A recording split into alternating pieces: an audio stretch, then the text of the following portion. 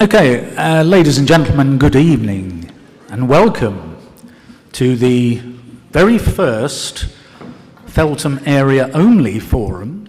You'll notice our friends from Hanworth Park and the Hanworth Village wards are not here tonight. It's not that they've forgotten or they're just not bothering anymore. It's because they've got their own forum next month.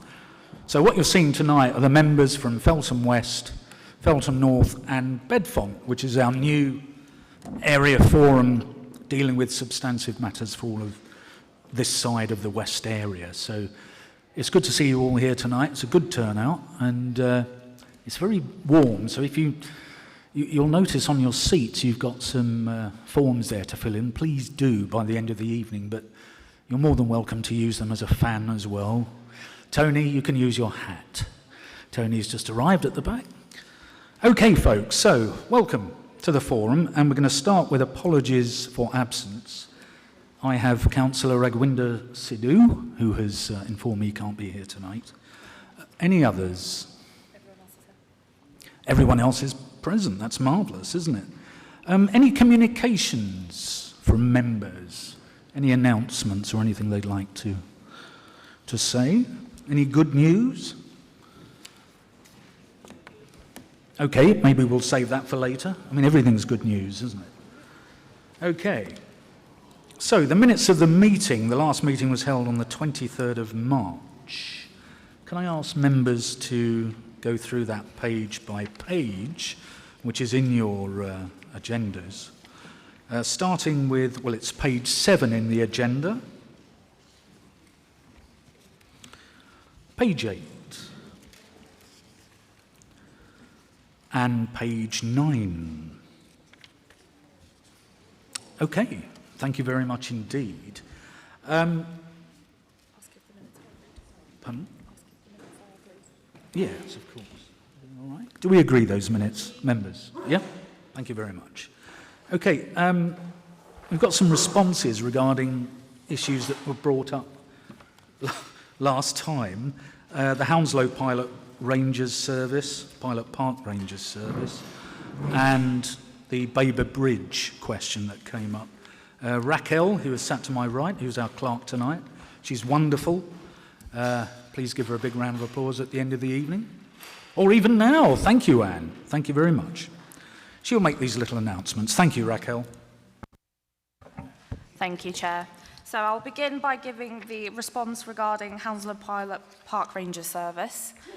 The response is as follows. The Council are having to make difficult choices due to the current economic climate and the impact of this on all local government budgets. Within this climate, the Council has made a decision to discontinue the Park Rangers pilot. The Council acknowledge that this will be disappointing news and commend and thank the Park Rangers staff team for their service they provided and also residents who engaged with the service. Given the pilot was designed to test some new and alternative approaches to management of the issues in selected parks, it is now the Council's consideration to evaluate the learning from the tests undertaken during this pilot and find alternative ways to deliver any needed changes. As part of this approach, going forward, the Council will build on the relationships and links that have been made to continue to focus on providing clean, safe and beautiful parks, and we will continue to work with our communities alongside Met policing teams, the Council's enforcement team and Green Space 360. We will also continue to focus on our capital programme of major investment and improvements in the parks and green spaces, where we will continue to adopt the principles of designing out crime. And if you'd like to carry on, Raquel, with the Baber Bridge response. Forgot the mic. The response regarding Baber Bridge. We are just finalising procurement of a contractor to undertake feasibility and design for the new bridge structures to create a pedestrian and cycle route at Baber Bridge parallel to Staines Road on the northern side of the road. Given the complexity of the work timeframes are subject to change, we would expect to complete the feasibility work towards the end of 23-24 before moving on to further design work in 24-25. We will look to provide a further update to the area forum later in the year. And those are all the updates. So that's some positive news there for everyone. Thank you for that, Raquel. Okay, our first substantive item on the agenda tonight is our Thriving Communities Fund presentation. We're very lucky to have some fantastic officers, especially in our community team in the London Borough of Hounslow. And I'm looking around the room, I see Editor over there, I see Emily there. And I'm thinking, when we think of Michelle Hutchinson, she's certainly there at the very top of the tree. She is superb. She has done a lot for us in the West area, and we hope she'll do a lot more to come as well. So, can we please welcome Michelle Hutchinson, who will give us her presentation on the Thriving Communities Fund. And folks, please pay attention, and if there's anything that interests you in it, then please make note and speak to Michelle at the end, yeah? Thank you, Michelle. Thank you very much. Can you all hear me? No? How about now? Ooh. Oh, I'm a bit squeaky. Oh.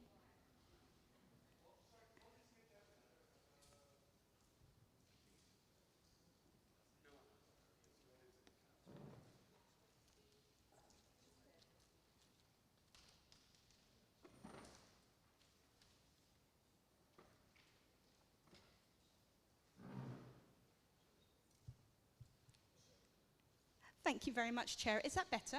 Ah, super. So my name's Michelle Hutchinson. I'm a Thriving Communities grant manager, and I look after community funding. We have a Thriving Communities Fund that deals with 4 pots of funding.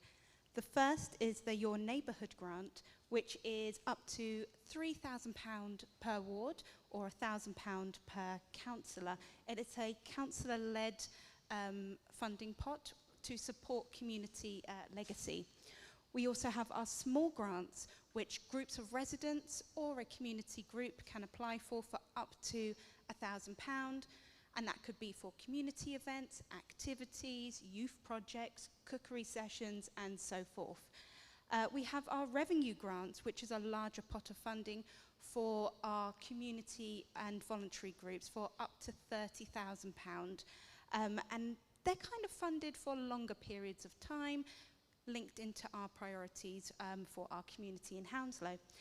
Then we have our capital grants, which are for improvements across the community.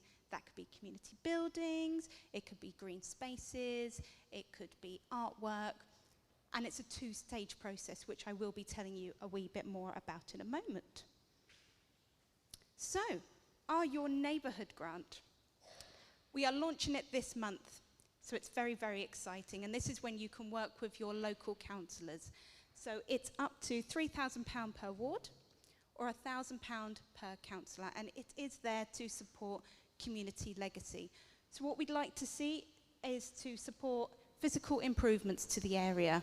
So you might have an idea of supporting a war memorial or a historical interest or planters in the local area.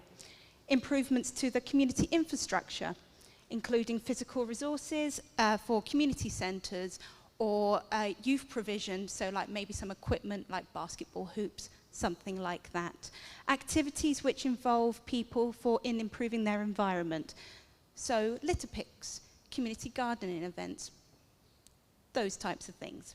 And community art installations, so art projects which involve the local community if you want to do an exhibition of the local artwork. Now, we are taking applications starting from now, which is very exciting, up until the 12th of January 2024. Now, you might think that's ages away, but it will come around really, really quick. So work with your local councillors. We've got all our wonderful councillors here to support some wonderful projects. The applications for the Your Neighbourhood grant must come from your ward councillor. So if you have an idea, please come and speak to me, come and speak to one of your councillors. Our small grants. This is open to community groups or a group of residents, so you don't need to be a formal group. So you could be a group of neighbours. So recently we funded some coronation parties on like streets. They weren't a formal group, they were a group of neighbours that wanted to do something in their community. So it is up to £1,000, and we're looking for green and environmental projects, health and well-being projects, community engagement projects as well, and projects that are targeted for our housing tenants on housing estates. We are taking applications on a rolling basis, but if you have an idea, come and talk to me to see if that's something that you would like to do. Our revenue grant is one of our large grants. It's up to £30,000 for more formal groups, so our community organisations. Now, recently we've had a round. Our round one has just closed. We normally have 2 rounds a year. This round, we had 29 applications, and we tend to change our priorities depending on what the need is within Hounslow Borough. So this round we had a greener Hounslow, so supporting community food projects and the circular economy. A healthier Hounslow by strengthening social connections. A thriving Hounslow by supporting community through employability and skills. A safer Hounslow by keeping young people safe. And a livable Hounslow by building resilience. So as I said, we have just closed our revenue round 1, 29 applications, which is very, very exciting for us. And we will be planning on opening revenue round 2 early September. But we will, of course, keep you all updated with the news of the decisions for revenue round 1 and when revenue round 2 is open. And our final pot of funding is our capital grant. This is slightly different. It's a 2-stage process. So it can come from a group of residents, a single resident, a voluntary group, a community group. So the first stage is an expression of interest. So that will come into us. So you might have an idea like, ooh, our park's looking a little bit tired. Now, we're not expecting you as a resident to go and start digging up a park and putting a new swing in. What we would like is your idea. You might say to us, this is looking really tired. Can you help? And then we would look at the project. We would link in with the teams to see if this is a viable project, to see if we can fund it. And then we would work with you to go on to the next stage and the team or the community organisation if needed. And the projects range from 10,000 to 300,000. And we funded a number of projects within Feltham and Bedfont for some capital programmes as well. Next steps. Talk to me. Talk to me and my colleague Kate. Kate's not here today. She does the same job as I do. There's 2 of us. But we like to talk. If you have an idea, if you're not sure if you're able to get the funding, or you just want to have a chat about your idea, phone us, email us. We're also more than happy to come out and visit your project. You can find everything online as well, but some people don't want to go online. They want to talk to a human being. I'm your human being person. So come and talk to me. Our email is up there, community.development@hounslow.gov.uk. And our details there as well, so Michelle and Kate. So that's the thriving communities in a wee bit of a nutshell. Thank you very much for listening. Over to you, Chair. Thank you, Michelle. Give her a round of applause. That's really good stuff. It's what we need, lots of. Members, do we have any questions for Michelle? Anything you'd like to probe her on? Councillor Kuldeep Tak. Thank you, Chair. Just a quick one. I saw the 2 grants, your neighbourhood grant, which is led by a councillor. Then there is another one, small grants. Is it also led by a councillor or is it led by the group? No, so thank you, Councillor, for your question. Your neighbourhood grant is led by councillors, so it's your money. So each councillor has £1,000 or it's £3,000 per ward. So all for the Your Neighbourhood grant, the applications must come from a ward councillor. The small grant can come from a group of residents, can come from a community group, and it's not led by a councillor. Okay. Any other questions from members? Anything you'd like to know? Okay, so I'll open it to the audience. Folks, if you've got a question for Michelle, please raise a hand. Okay, there's one down the front. Could you please give us your name as an introduction? Thank you. Hi, my name is V. Nice to meet you, Michelle, everyone. I actually live in Hamworth Park ward, but on the fringes, so I thought I'd attend this one as my last one, maybe. But my question is, how have you put this out to the young adults in the community, and how are you getting interest from them? Because from what I'm seeing, I don't see many teenagers who are going to be interested in any of this, to be honest with you. Like, how are you reaching them, and what are you offering them that would be of interest to them? Thanks for the question. No, we work very, very closely with a range of youth providers, local youth provision, whether that's formal or informal. Some of the groups tend to work with their young people to put their ideas in. So we've worked with Perfectly Imperfect. They're based in Hamworth. We funded some of their activities.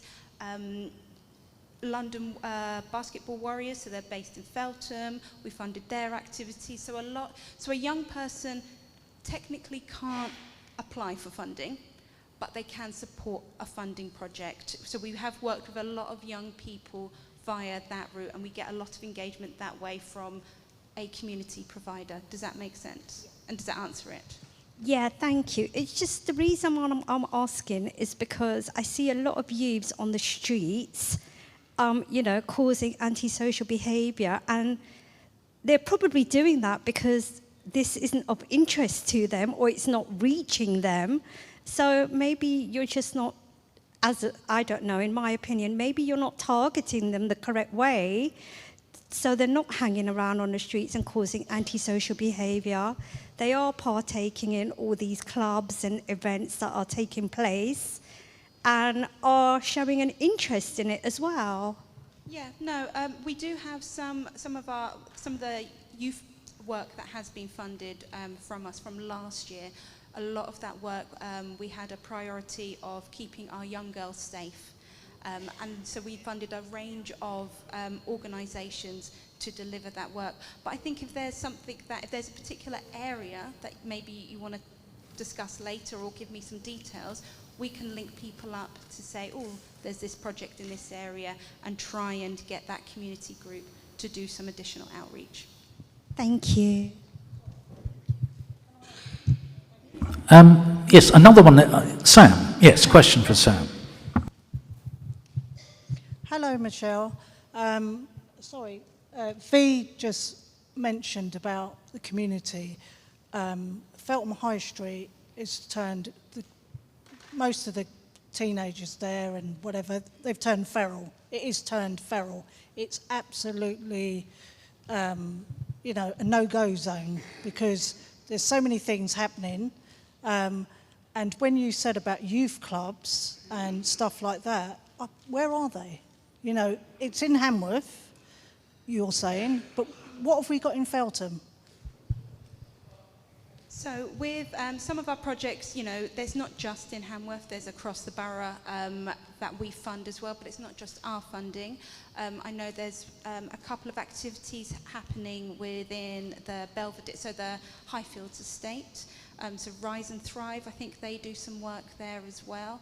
And then we've got Bedfont Lane Community Centre. They have a range of activities, so they can go there. But also we've got our community safety team. They might be able to help with, if there's a particular area that you're thinking, oh, actually, this is a concern, and as a community we want to raise it. Yeah. And I think that's a good shout, but it's about just being made aware of, oh, actually we're not getting the word out to that particular area. How can we get that group that has been either funded via us or maybe funded via someone else, how can we get them into that? We want I'm a local person, I live in Bedfont myself, so it's really, really important that things are connected, with the right team. So I think there's some links to make up that we can support with.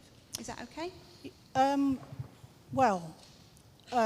So I've lived in Feltham over 25 years or more, and I've seen, we've been failed badly, because we really have, on this part of the borough, everywhere else, but Feltham is just going downhill. And the youths, the people, everybody's failed. And, I've said about communities, I've said about, with the youth are let down so badly. And I'm this lady here has said, and you can see that. You go on to Feltham High Street, you're saying you live in Bedfont, you can see that there. There's a lack of it. And there's the reason you're not engaging with all these people, you know, and that's why there's all this happening, because there's a lack of community centres, things, you know, for them to be engaged in. Okay, Sam, this actually overlaps onto a number of other I just things. want to make one more Yeah, point. I'm very brief. If it's a question, Just a quick- please. I just want to say about Belvedere House, the youth centre part, is that actually getting used at all? That's not something that I can actually answer because I don't run it, but I know it's there. There's also, you've got Reach was here earlier in this evening, who do a lot of work. They've got the Feltham Conveying Project. But I would say with all those issues regarding youth, and if they've got a concern, Editor might be able to support with the community safety aspect. Yeah, I was going to say, Editor will actually be speaking on this shortly. A lot of what you were saying, Sam. I had a meeting the other night with the Feltham West with Novine, and we discussed things such as the problems we've got in the town centre at the moment, since the the good weather has come along, and I mean, where I live, it's got really bad, so we're trying to do something about that. But the overlapping issue here is actually things for young people to do.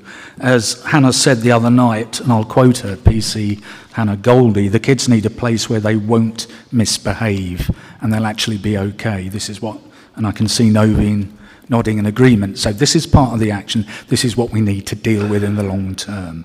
Okay, thank you, Sam, for that. A question, I can see a lady waving right in the middle there. Thank you.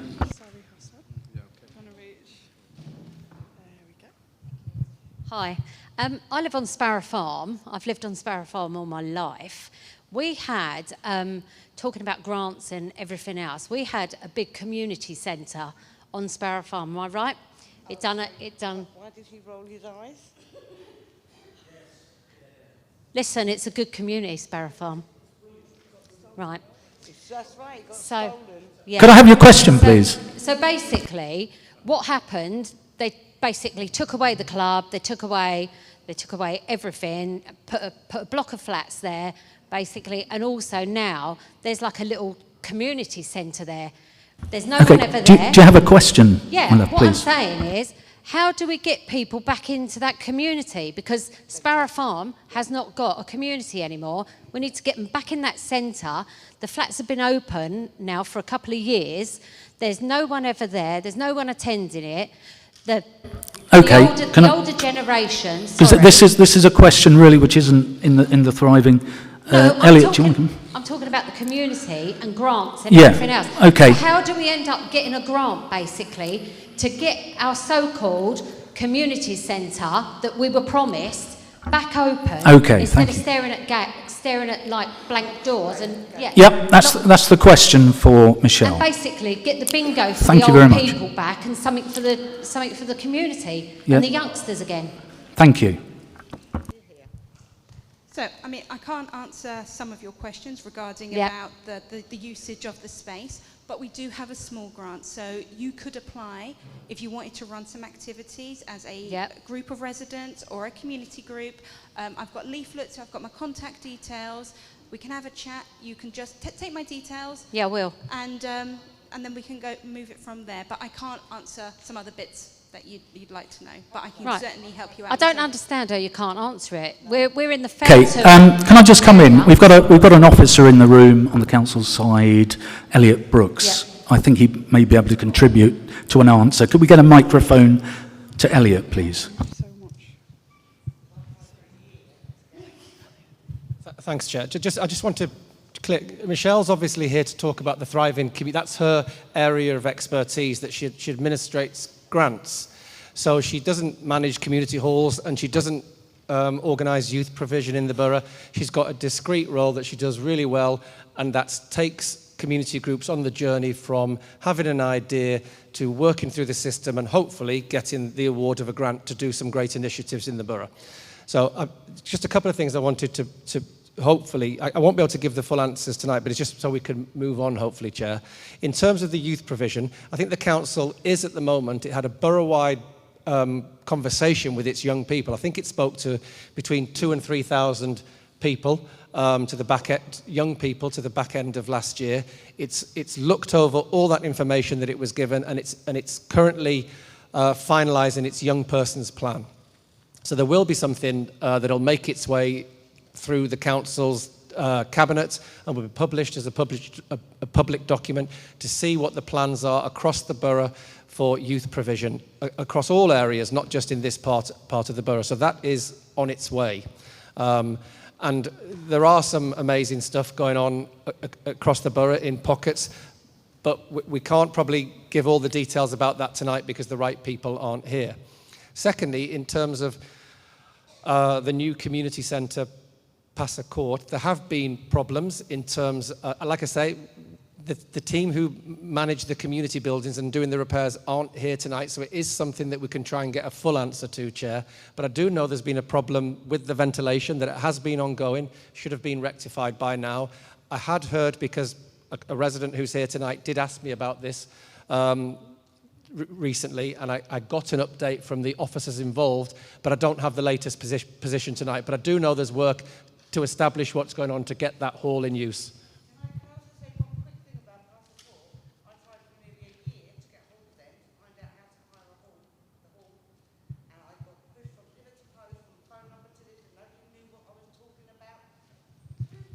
Well, I'll happily take your details tonight and give you an update on the hall and how you go about using it once it's up and running. So I'll take your details, okay?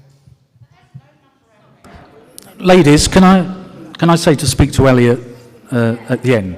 Because he's first class, he'll help you there. Thank you very much for your question. Councillor Mohammed Akram, you had a question. Regarding the revenue grant, could you please explain a little bit more about this one? The revenue grant, and how many applications do you have in Feltham North? And how many applications do you have in Feltham North, and how many have been granted? And what kind of charity, as you said, there is a charity, registered charities and organization. Which kind of charity and organization can apply this grant? So, thank you, Councillor. So, with your question regarding the...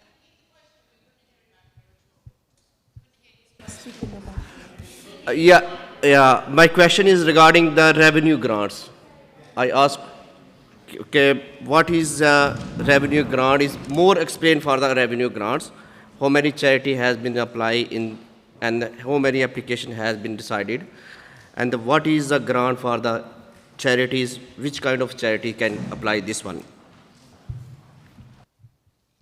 So, with the revenue grant, I haven't got the full details with me about last year of how many were awarded within this ward, but I can get you those information. So with this round that has just closed, we had 29 applications. Nothing's been awarded yet for this round of funding. We're waiting for decisions come hopefully by mid-July.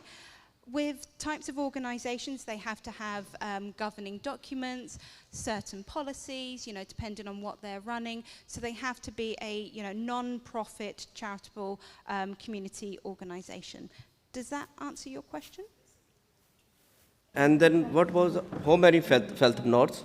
Is there any for the application? Did you receive any Feltham Norths? At the top of my head? Yeah. I don't know. We probably have, but I haven't got the numbers with me to say which ones. But I can get you that breakdown of, yes, I will share with those, with you, what from Feltham, with all the wards of where they have. But please bear in mind, some of our projects are borough-wide as well. Thank you. Councillor Lily Bath. Thank you, Chair. I'm Councillor Lily Bath. I represent the Bedfont ward, and I'm also the Cabinet Member for Children, Education, Young People, Employment and Families, I think. I think I've got it all right. A couple of things I wanted to say. Firstly, about the neighbourhood grants. Thank you very much, Michelle, for your presentation. That was really good.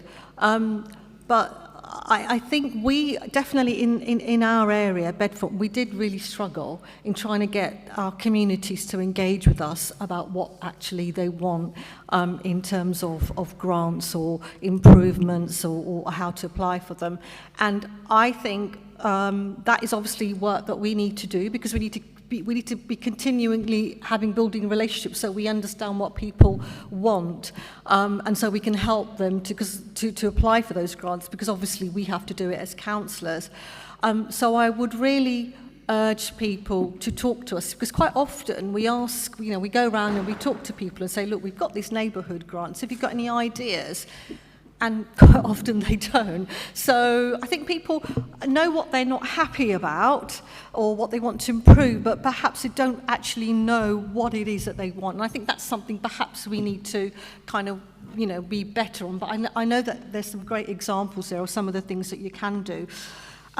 So I do agree with you about young people perhaps not really engaging with this, but I think there's other ways that we can engage with young people. I don't necessarily think that young people get involved in antisocial behaviour because they haven't got anywhere to go. I don't necessarily think that that is as scientific as that. I think there's loads of wider issues. But as Elliot said, that we can't just, as a council, assume that young people want X, Y, and Z. We have to talk to them and we have to ask them that. And one of the things that we're constantly doing as a council is we're talking to people. We're doing consultations, and we've done a really big one with young people to ask them what is it that they want to see in the places that they live. And that's a big piece of work, and that will inform us when it comes to making decisions, because it's quite easy to sit here and make assumptions that X, Y, and Z is causing that, but it is obviously a lot more complicated than that. I know that we've got areas of antisocial behaviour, and I worked with a community safety team, and we looked at that, and there were a wide range of problems and issues that were taking place in that particular situation. And what it really did require was a kind of a multidisciplinary approach from lots of different agencies together to try and solve the problem. So I do accept that, there are sort of people have concerns, etc., about young people not having enough to do or antisocial behaviour. But I think, I'm a parent of 2 young people. They're not so young anymore, but there are activities for young people.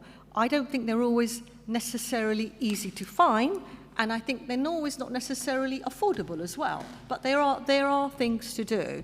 So yes, so I think what we will be doing as a council is when we get the consultation, we'll be doing a young person's sort of young people's plan, and in that plan it will really sort of tease out some of the things that young people were saying to us, and so at least we know what it is and what we can plan to address it if we can. Okay, thank you. Thank you, Lily, and I think it's really important that we follow that through. What people have said tonight, what I've seen in the town centre tonight, we know in the long term we need better things for young people in Feltham. People around this table will support that. However that actually materialises, we've got to make it happen in the long run. I'm going to take one more question, thank you, from the lady who had her hand up here for Thriving Communities, for Michelle. Thank you. Hello there, my name's Chris Croft. When you said you like to talk to people, why isn't there a phone number on there? Not everyone likes to go online, not everyone has vision to go online. I will certainly update that, and I will This seems to be what Hounslow Council does now. They've completely disappeared. The human element has gone. All you do now, emails. When do you letterbox drop with information? Not all people sit on a computer all day, and me being one of them. I read things, and Feltham has been long forgotten. I have lived here 43 years. Okay, so is it just the question about the telephone number? It's a question about the telephone number, communication, that's not online. Yes, it should be on there, but we'll make sure. Being at the end of a telephone number. There is a telephone number, Michelle, isn't there? Yeah, there is. There is a community solutions team. I can definitely, that's a Yeah. error on my behalf. I will certainly update that. You can have my number. Not a problem. I can give you my number. No worries. Thank you for that, because that is a point that does affect a lot of people, actually, so thank you for raising it. Okay. Michelle, thank you very much indeed. Oh, there's one more. Anne, you want to come in with one? Okay, I'll take one more, Anne. How would you approach these young people? Where would you suggest? This week I have phoned the police 4 times because we've got gangs of kids coming into New Chapel Square. Unhappily, somebody has broken the back gate, the security. The police are not here this evening. Last time they were here, they admitted they didn't have enough police. The place is filthy. I came back from holiday and thought I'd come back to a third world country, honest to God. Could you ask the question, Anne, if you've got a question, please? How do you plan to go about talking to all these young kids that are loping about and causing mischief and filth? Are you going to go out onto the street and talk to them in the square down there yourself? Who does this? So have you reported it at all? I just told you, I phoned the police 4 times this week to come round to remove these kids. Okay, so in the evening. as councillors, if you ring the police, it would be the police that come. I'm asking you, how will you get to these kids that have nothing to do? So what I would do, I would get the community safety team involved and find out what it is, what the issues are. I'm asking you, how will That's what I would do. I've just told you that. I would get. How are you going? No, you said that you were getting in touch with all these youngsters. We're talking about consultation, how we talk to young people. Yeah. But how are you going to get them to the consultation? There's many ways of doing a consultation. Well, I'm asking you what? So, for example, you can do questionnaires, you can do surveys, you can do outreach work. So we have people that go out and talk to young people. But that hasn't worked up to now. It's worked. Anne, could I ask, rather than a conversation here, could I ask you if you could speak to Lily at the end? That would be great, because it's to both sides of the high street. Thank you. Okay, Michelle, I think that brings us to a conclusion. Please make sure the phone number goes out. And could we give Michelle a big round of applause? She's taken a few hits there she didn't deserve, actually. And she's fantastic and does some great work for our community. Okay. So, we don't have the police officers here tonight because basically we haven't got enough of them. But there again, there are reasons for that, obviously. One thing that the town centre management in Feltham, Samantha Bond-Arnold said to me, is there are 21 council-based Hounslow officers, and we only have 1.5 in Feltham West at the moment. We need more. We need more to work on a regular basis. We do have patrols between, I believe it's 4 and 9, and they're being stepped up to around home time, Sam, you know, when they all come out down by the bus stop at Greg's. I was at a meeting with the police the other night, so this is in hand, and it's something we've got to be vigilant about. So, what I'm going to do is I'm going to move on to the 4th item, which dovetails nicely. We don't have a police officer, but we have a wonderful substitute working in our community safety team.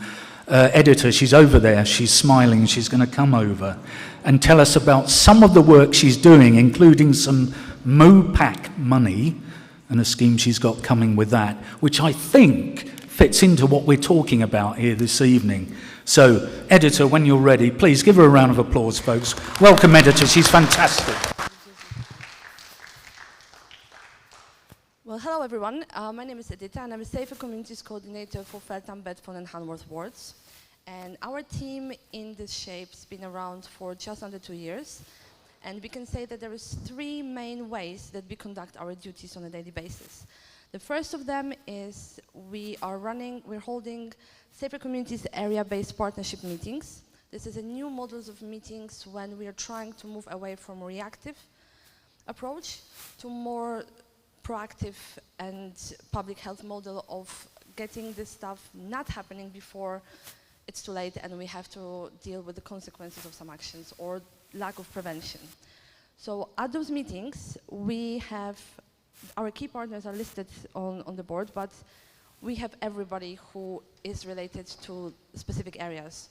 So part of the council teams, when we have all of them that work with communities, we also have police, NHS, drug and substance abuse outreach. We have schools. We work with housing associations, which is something that we haven't done for a long time before we started building those bridges and getting them on board to attend our meetings, to work with us on the cases that maybe overlaps between what they're experiencing in their properties and in other estates and with neighboring estates with the public areas. So we get information from them as well as from other sources available for us through the police, open sources, and based on this one, but based on the information that we have, we look at the trends that are happening in each area. So if we see that there is an increase of certain incidents in particular areas, we're asking the partners to check their records, to work with their services about if they can bring any reasons that will help us understand what creates this particular situation and increase in those incidents. And once we have those key partners by the table, we're obviously trying to either take it away from those meetings or we're trying to agree actions that will help us to address those little issues. And it has been working well. Some of those cases are lengthy. We know, for example, that Feltham High Street is an issue and it is discussed every time we meet. And we're trying to get information from every single significant partner to contribute to those conversations and to the reasons that those things are happening, and also what resources they have available, how we can link them with somebody else.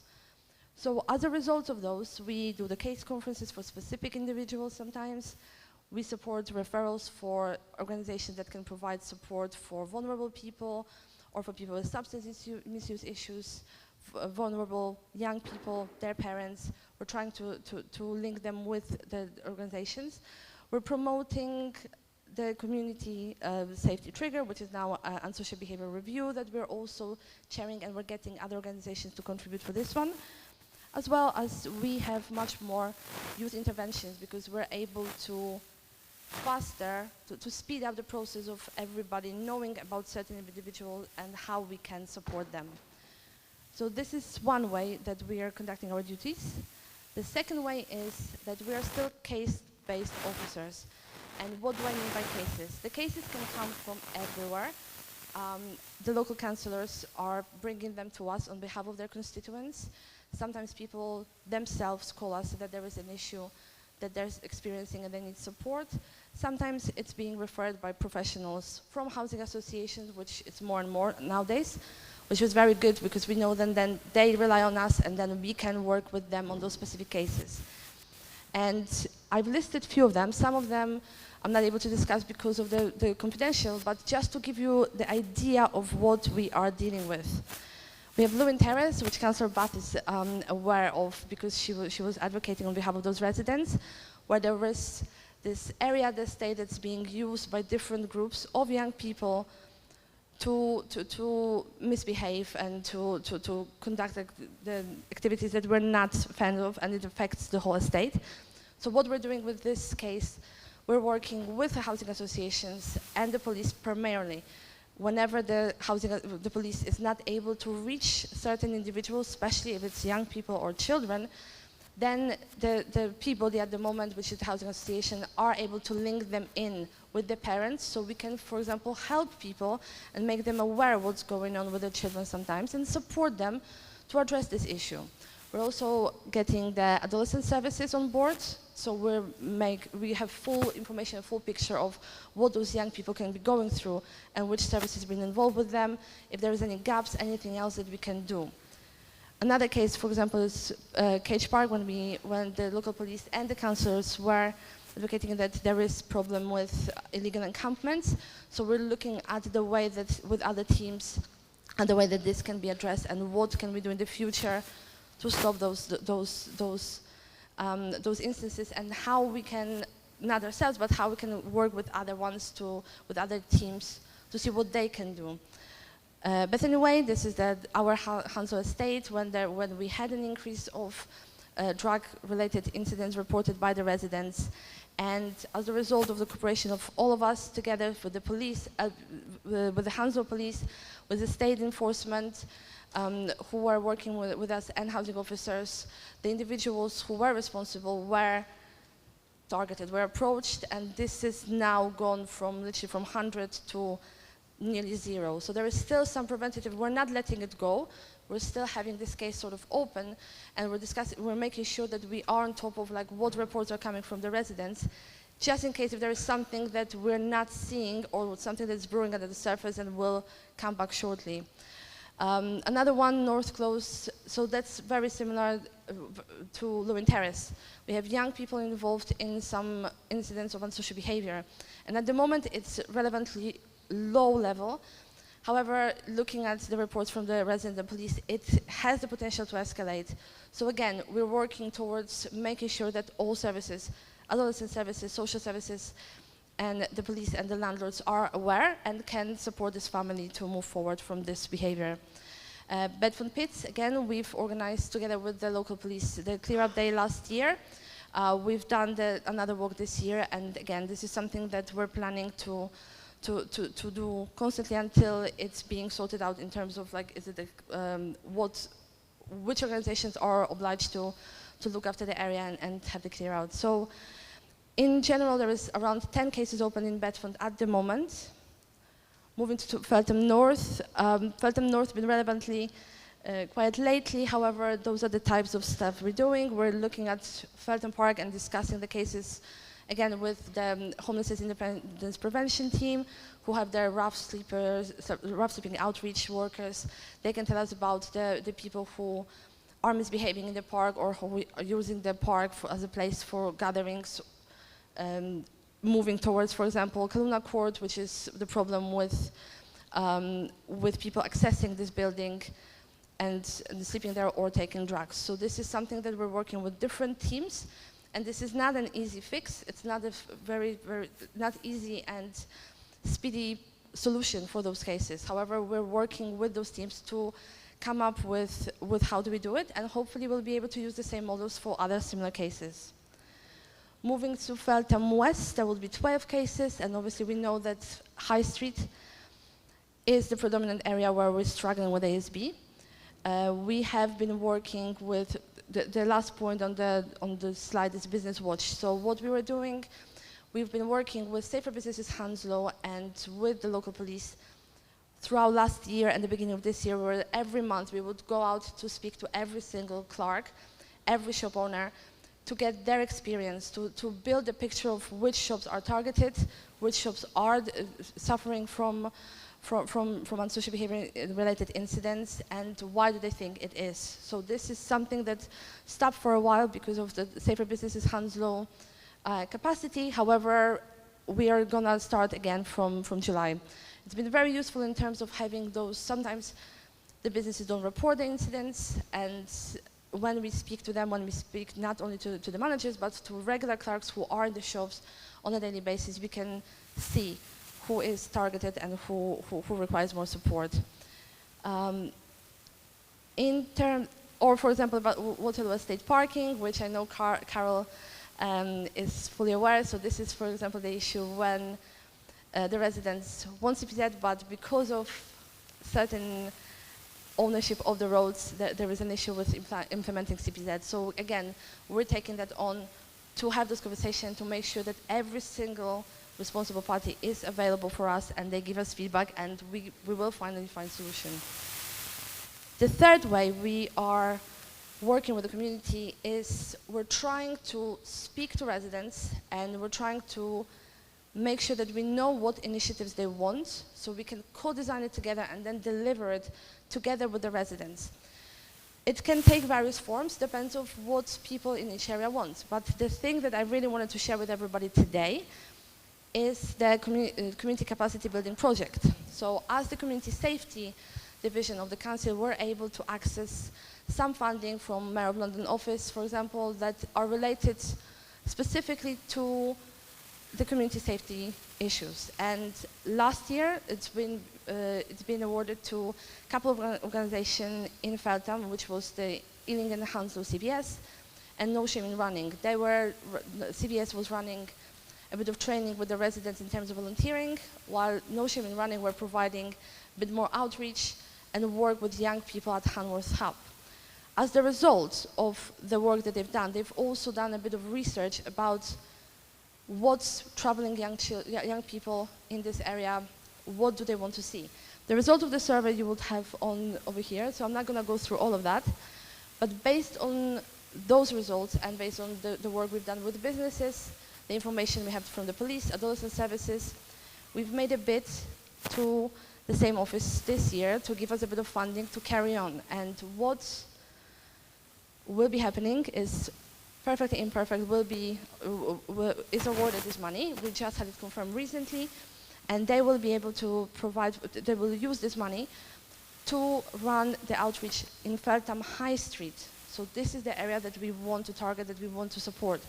All the young people that are using the high street when they're coming out of the schools, when they're using public transport, when they hang around with their friends using different facilities. So this is who they want to speak to. They want to work with the young people.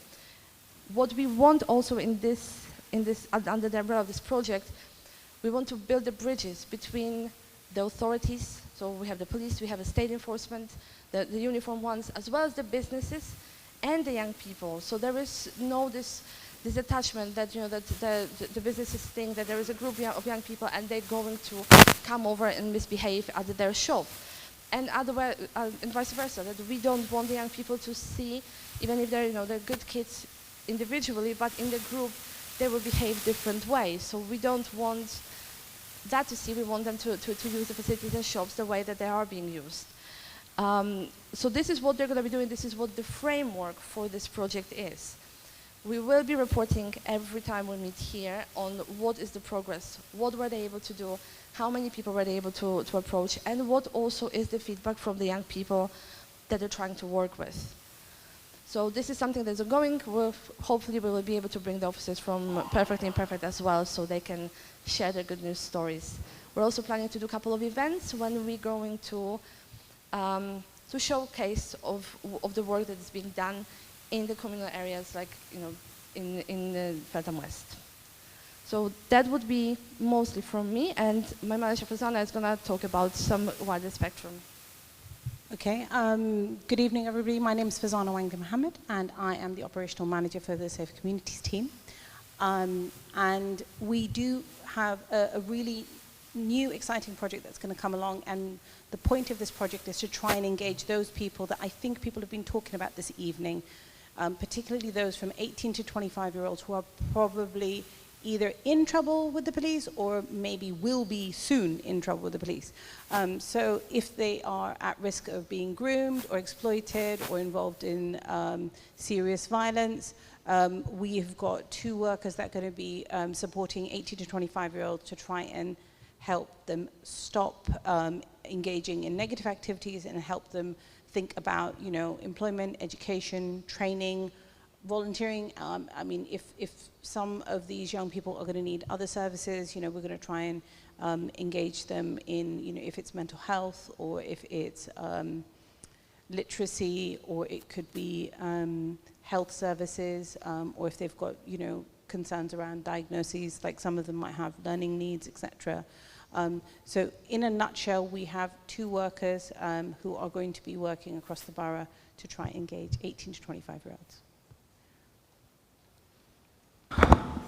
Thank you very much indeed. Can we give a round of applause to these lovely ladies?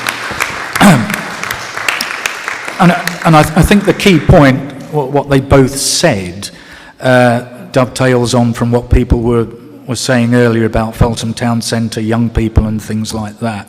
Please make contact with Editor and her team. It's through communication and actually talking to each other that we work together and we solve these problems. I mean, we've got these people, it's really good. Can I ask members, do you have any questions for either of the ladies on this? It was an excellent presentation. And thank you, Editor, for all the work you do. Any questions from members? A comment from Councillor Lily Bath.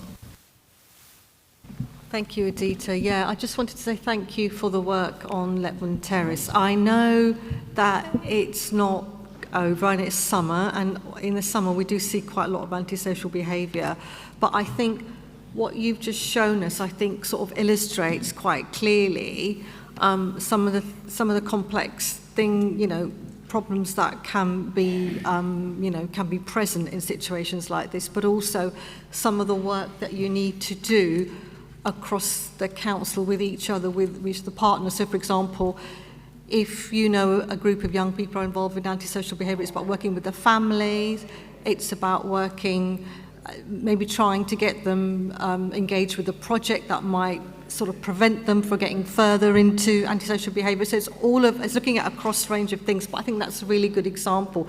But it kind of, it does kind of address some of the problems, some of the issues that have been raised today regarding antisocial behaviour in young people. But I think it's difficult, isn't it? Because you can't see results overnight. But things are being done, but I think sometimes people don't always realise that they are. But I think, as the Chair said, it's important to sort of get in touch with the team so that they're aware of what's going on there. Thank you. Yeah, and if I can just add to that, the way you join things together, Editor, you've got businesses, community groups, housing associations, the police, young people. This is exactly the sort of work we've needed for a long time. So folks, where it fits into your areas and viewpoints, please get in touch. Let's work together and make this better. Yeah, Feltham deserves it. We need it. I will take a couple of questions from residents in the audience. I see a few hands going up. This lady had a hand up first. Thank you. And questions to Editor and Farzana, yeah. Great presentation. You've collated lots of information, but this isn't new. What success have you had in the last 2 years, and what success did you have before the pandemic hit? Because it all sounds very new, as if we never had any of this, that all youngsters were always very good. And it's the 12 to 17 you want to get hold of, because they're the future of the 18 and 25s that are in gangs, carrying drugs. They're carrying them very early on. Yeah, And I agree. schools are very important. Editor, could you pick up on that? Answer that question. So, just to clarify, I think the first, sorry, I can hear myself echo, which is not very good. Okay, so in the earlier slide, when we talked about the area-based meetings, there's a reason we've gone to this model. So previously, we would have had community risk panel, and that was looking at Hounslow as a whole.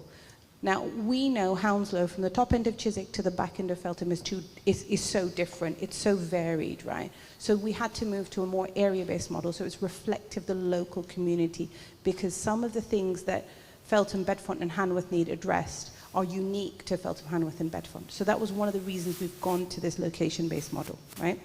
So I think in your question, you were asking about, we know that there's been things that probably were there pre-pandemic, and there are things that have been here since the pandemic has happened as well. We've been in this project for 2 years, so we can only speak from the beginning of that project.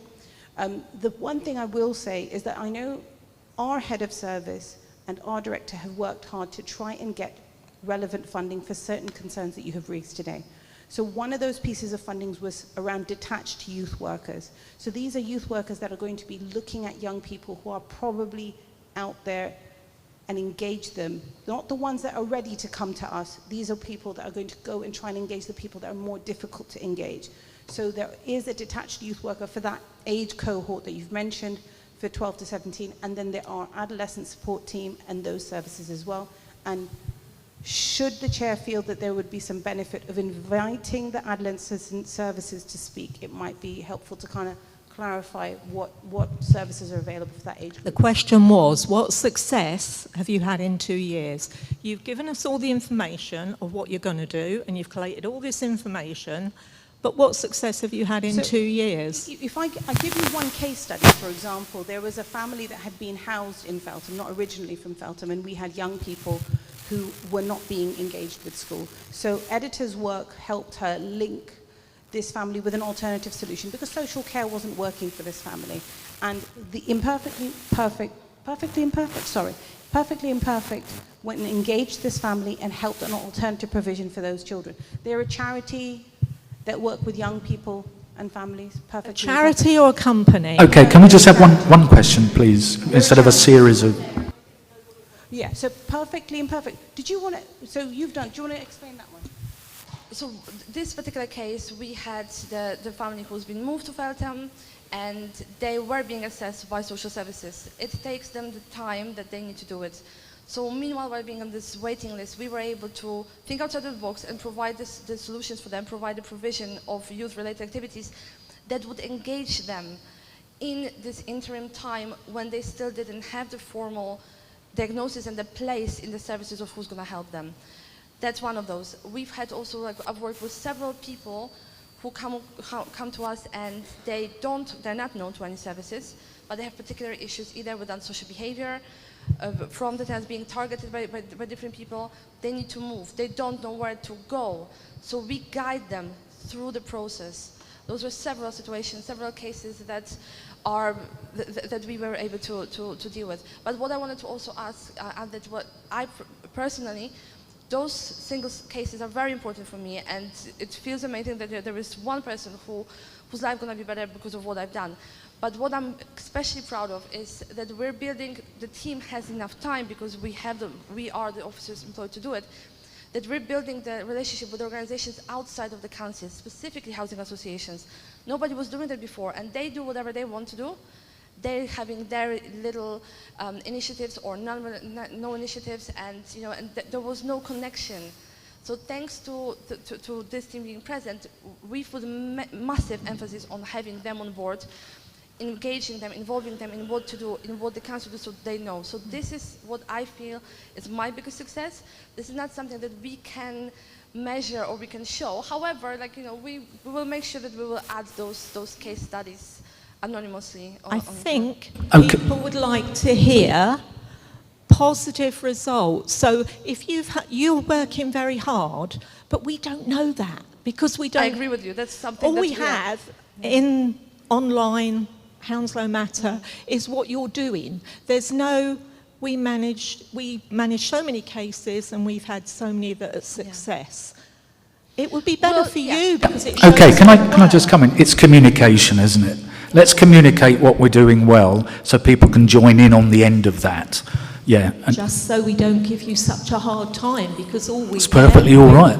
We're living. Yeah. And then we have to explain it. You're absolutely right. Thank you for that.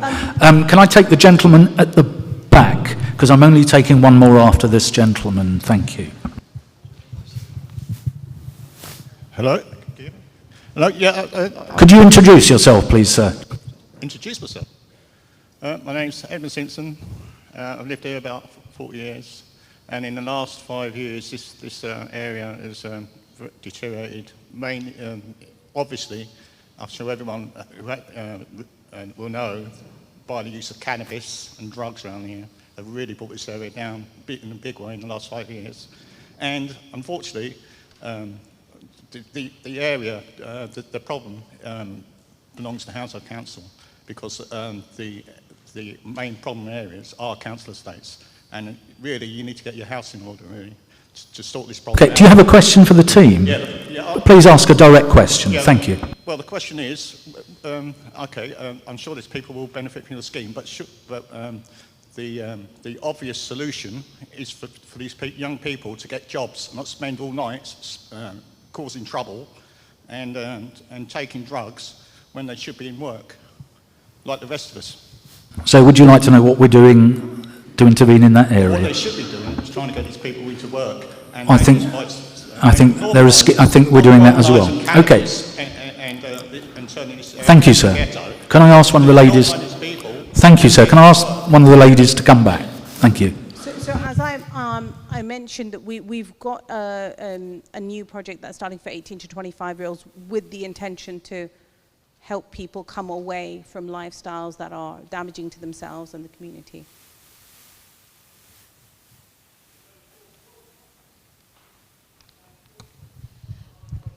So, for example, stuff that doesn't relate to this particular area, but as one of the...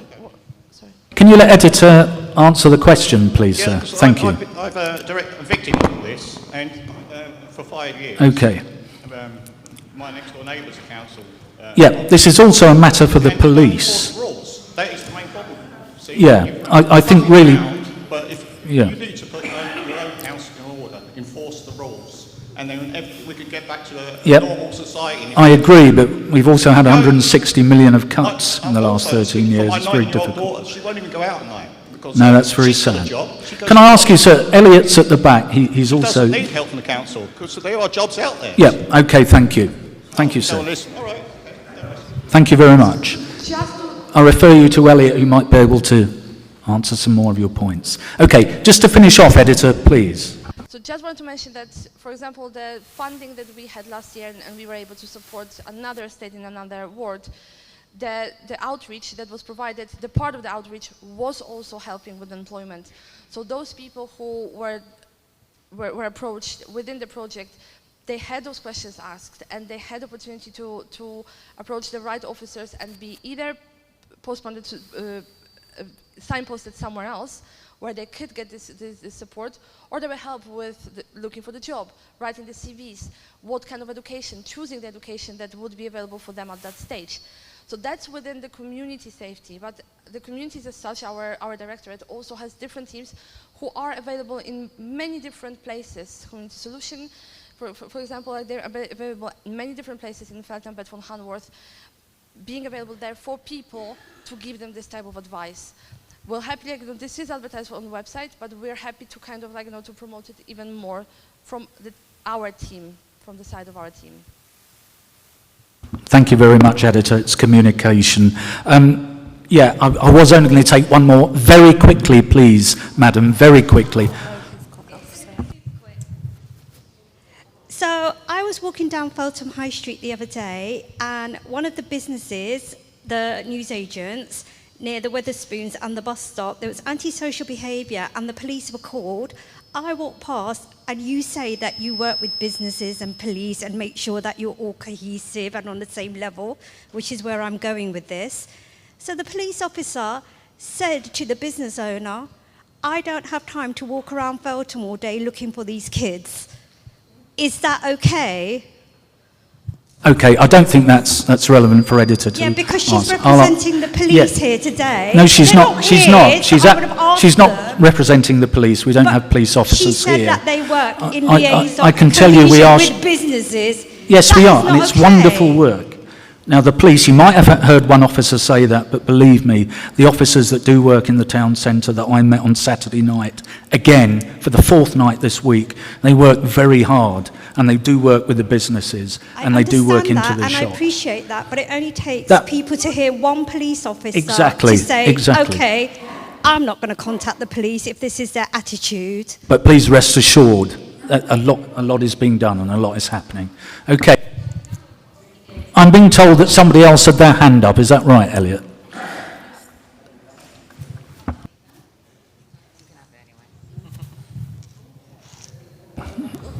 And let there be light. Hounslow Council do have... Yeah, briefly, Carol, if you could. Briefly, yeah. Hounslow Council do have schemes where they're helping youths get back to work. They've got loads of schemes going. If you're unemployed, they are putting them through SIA courses. They're finding them security jobs. They're doing so much work. We've had things down at the community centre to support this. It's going on all over Hounslow. There's other people, there's outside people coming to work with the youth and other people that want to work. This is the difference. There is jobs there, and the council are supporting the youth to find the jobs and getting them jobs. There's somebody that lives on our estate. The guy had been out of work for months, and he was actually living in Feltham Park, Feltham Air Parks. They found him over there. They managed to put him in a B&B for a couple of nights. Then they found him a job. He actually works as a security guard at Kew Gardens. Thank you, Carol, for that. Yeah, give her a round for that. No, that's a really good point and an excellent story. Thank you. Well made. Can I finish with Councillor Lily Bath on this? Thank you, ladies. Thank you. That was actually a really nice story, and I think that sort of illustrates that we do need to have sort of case studies, because that gives a really good example. And maybe I think, Adita, you know, your team are doing some fantastic work But I do take on board maybe like having case studies that are anonymised so that we can actually, it makes it easier for people to understand all the stuff that goes in terms of antisocial behaviour. But somebody here mentioned today about working with young people and getting to them at a very early age, you know, and I think that's absolutely right. We have to, and it's all about prevention, isn't it, and activities to divert young people. The council, and I attended the conference, hosted its very first conference on youth violence in the borough a few weeks back, and that was aimed at schools and youth clubs and young people, and the idea, it's the very first conference that we have ever had in the borough, and it was well attended, and we had some excellent workshops from, for example, the police were there. We had workshops from people who used to be in gangs, or not anymore, but talking to young people about saying this is, you know, about knife crime, and this is not what, you know, how we got into it, and this is the sort of, this is how you can prevent yourself going down that road. So I think it was really educational and was a really positive move. I mean, obviously it was the first one that we've had, but that was an example of the council working with the police and the schools and the youth centres to kind of have some sort of educational approach with young people, working with them at a very early age. And it's the very first, but I'm sure that we will do more. But I just wanted to share that with you. So there is a lot of work going on, and Carol's absolutely right. There's a huge amount of work. We're trying to get young people into work, yeah. I think we need to communicate it better. I think that's what's coming over, because there's a lot of good work and a lot that can be done on the back of it and with it. I'm not taking any more questions on this. I'd like to thank Editor and Farzana for their contributions and the wonderful work they do in our community. Thank you, ladies. Just take a 30-second breather, and then we're going into the open forum session.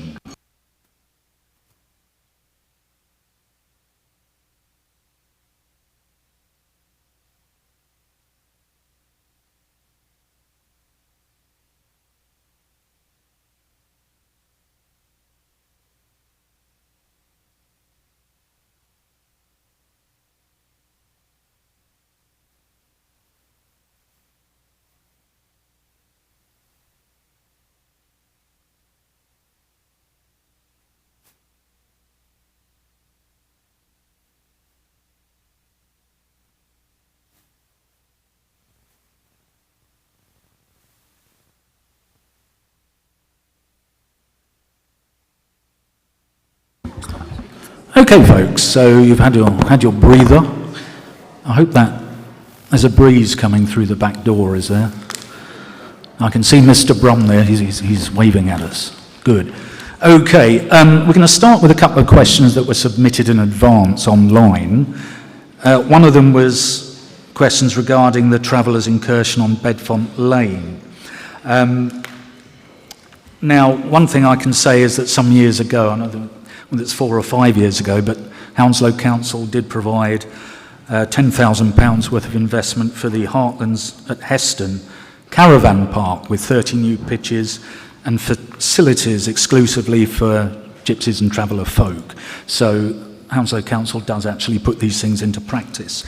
But in relation to what we've seen recently in our area, we do have a response from Lorian Kelly, who's the Neighbourhood Enforcement Manager. And Raquel will kindly read that response for us.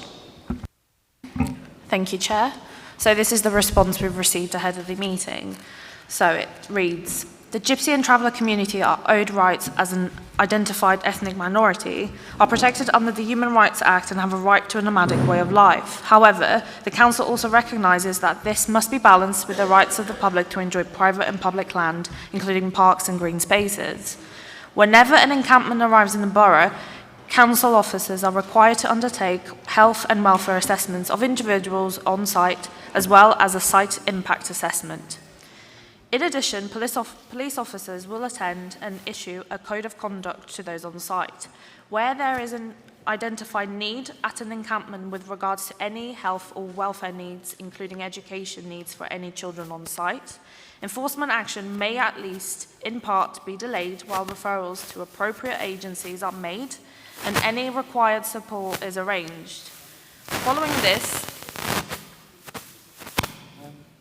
Could we have a little hush while Raquel was reading? Thank you. There's a lot of clanging and banging going on. Thanks. Following this, a decision to evict is made based on the impact and circumstances surrounding each encampment.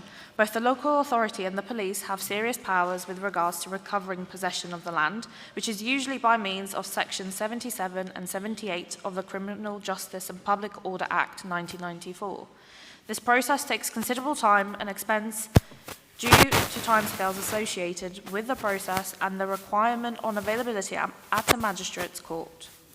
Because of this unavoidable length, commonly a week, occupiers are sometimes able to remain for an extensive period. The Council's enforcement team operates 7 days a week and respond to instances of encampment as urgently as possible to ensure that both the needs of those on site are assessed and any eviction process is commenced as quickly as possible. So this is all we have. I know that other questions were submitted. We're still getting answers to those, which we'll share with the resident that submitted those and any others. Yeah, there was another question submitted regarding the community asset review, which I know some people brought up last time. I think it was Sam mentioned it. I have a response from Andrew Smith, but then I'll add to that. Andrew Smith's our Assistant Director of Housing. He says the main asset review will lead to a strategy and action plan in the spring of 2024. That's when it's actually going to happen. This is to allow an extensive engagement across the borough over the next 6 months. The Feltham Options Report is a distinctive separate piece of work which completes shortly. An update on the progress of this work will be provided shortly. Well, I'd like to add to that. Obviously, when we think about this all over, we've got to meet our housing and future employment needs. That's part of the asset review. And this has taken longer than had been hoped for. Tom Bruce is the lead member now. He's excellent. I spoke to him earlier. He's on this. The Corporate Asset Strategy Report, February 2023, it involves building surveys, resident engagement, the needs of residents. We now know the state of buildings and the user needs that use them. Okay? And one example, and just to add to that, the London plan and the local plan review also have to be worked into that. But in terms of Feltham, one thing we've got is the Family Hub project, which is a locality work funded by the Department for Education. So what we need to do now is must complete this engagement work, report on this, the pilot, and actually have this draft asset strategy ready to go completely across the borough in 2024. And I think it's next Thursday at Alf King's, we're launching the Family Hub project at Alf King's, just across there, yeah, Thursday the 22nd. I believe that's right. It's Lily Bath's portfolio when it comes to children and young people. So I just wanted to add that to it. Thank you. Lily would like to add to that. Yeah, I wanted to add to the issue around travellers and occupation and encampment of sites. I do appreciate that it has to go through court and it can be quite time-consuming. But would it be possible via you, Chair, if we can have a sort of report at the next committee or an update on what we are doing in terms of securing those sites, in terms of preventing future sort of encampments? I know there is work planned, but I'm not really clear what it is and what the timeline is. So if we could formalise that, I think that would be great. So it comes back to the committee here. Yeah, thank you. Yeah, thank you, Lily. All the officers present at the moment. I see there are some outside, still having conversations. Good. Okay, open forum. I'll take hands. I think this gentleman was first, before people even knew there was going to be questions. Could you introduce yourself, sir? I know you're a regular, but please do. Not quite, only once before. Yet I was two issues, and I did not realise there's been a delineation between Feltham and Hanworth. I have a specific question about the park and a tree, because I think someone is going to seriously injure themselves Pardon? Hanworth Park. Now, I did not realise this Yeah. was... Could I possibly ask you to field that to the correct forum? We can point you in that direction. Okay, fair enough. But I would It's like next to month. say I've been in touch. There was a response. I sent in the form with pictures. Someone said we'll be in touch with you. I sent a follow-up email. There has been no response over a year. So I just thought I'd point that out. Likewise, on lesser import, the office in charge of I think that's also Hanworth, the plantation woodland. Can you please, if you have any questions or comments, could you please forward them to me or send them to me? Again, there was no response. I sent a follow-up email, no response. So I think you lot need to be aware of that. Right. The other thing, back to, I was a resident that asked about EULAs in March. So I think you know my feelings on the matter, but could you advise what has transpired since? I believe there was communication going to be made with Mr. Khan. Well, there was indeed communication with the Mayor's office. And as a result, not just from outer London in the west and the Feltham area, but also East London in Dagenham, places like that, where people have felt it particularly difficult, what ULEZ actually means. And I think in particular of a couple who might be retired, who may not do a lot of motoring, but really don't want to buy another vehicle. Do they buy one or do they give up motoring? There have been some concessions or basically adding to the scrappage scheme. All of those, everyone on child benefit in Greater London now qualifies. There are 32,000 families in our borough who receive child benefit, and each of those families now can actually apply for the scrappage scheme, and not just those that had a combined income up to 40,000, but beyond that. And of the businesses, we now have 14.5. Sorry, can I finish my statement? We have 14,500 businesses that are eligible. It was 13,000 before, so that's made a difference to 1,500 of our businesses. So all small businesses with fewer than 50, not just up to 10, can apply. Charities can scrap or retrofit up to 3 vans or minibuses, not just one. We've got grace periods of 3 months for organisations who booked retrofits but were not able to get work completed, and 6-month grace periods who have ordered compliant vehicles but supply chain issues. Now that's a start. I think there's maybe still room, bit of wriggle room for some other things. I'll continue, and I'm sure members around the table will continue to put your views, as will the local MP, on that subject. Thanks. If I may retort quickly, there are people who, by some organisations, will be classed as poor, however that's defined, who are not on benefits and do not have children. And they fall out of the bracket. And they're being asked to dispose of perfectly good, relatively speaking, non-polluting vehicles for, well, I won't say what I think about the energy, this proposal for zero carbon, but it... Is there a further question? That's probably it. There are a lot of angry people there about... Yes, there are. I met with them in a public meeting with Seema Malhotra MP.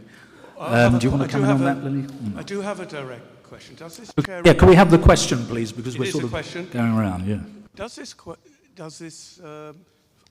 Do the councillors really believe, because they're different figures, that, what is it, only 10% of Hounslow residents have non-ULIS compliant vehicles? Because one report said 30%, another said 18%, or so the average is 16%. I think Mr. Khan is plucking figures from his imagination. I think you can make statistics say anything, and it depends which angle you look at it. It's quite complicated when it comes to the vehicles. So, but we will keep fielding these concerns. That's our job. Can I take the gentleman who's had his hand up so long it's almost fallen off?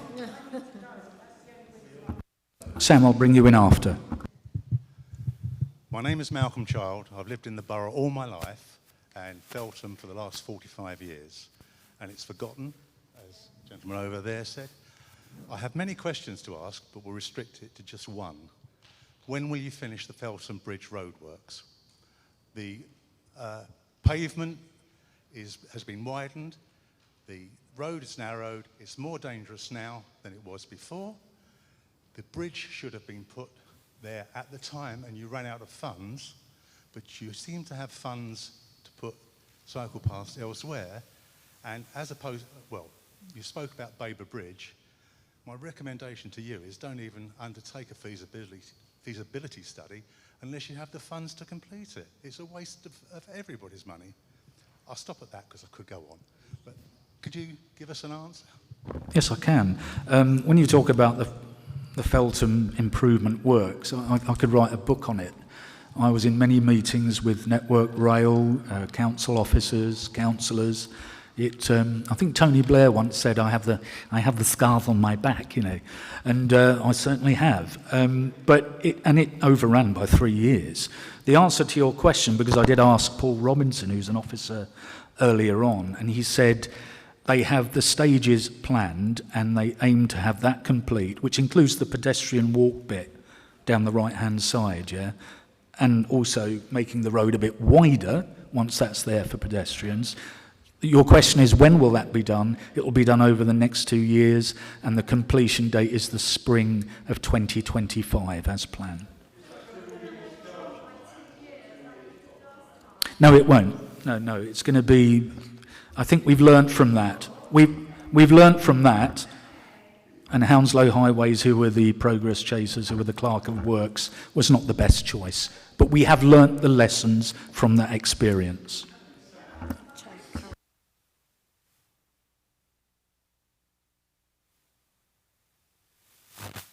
Yes, can I take Sam? Sorry.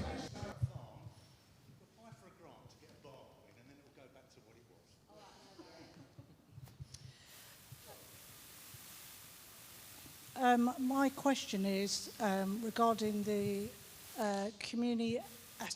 community assets review.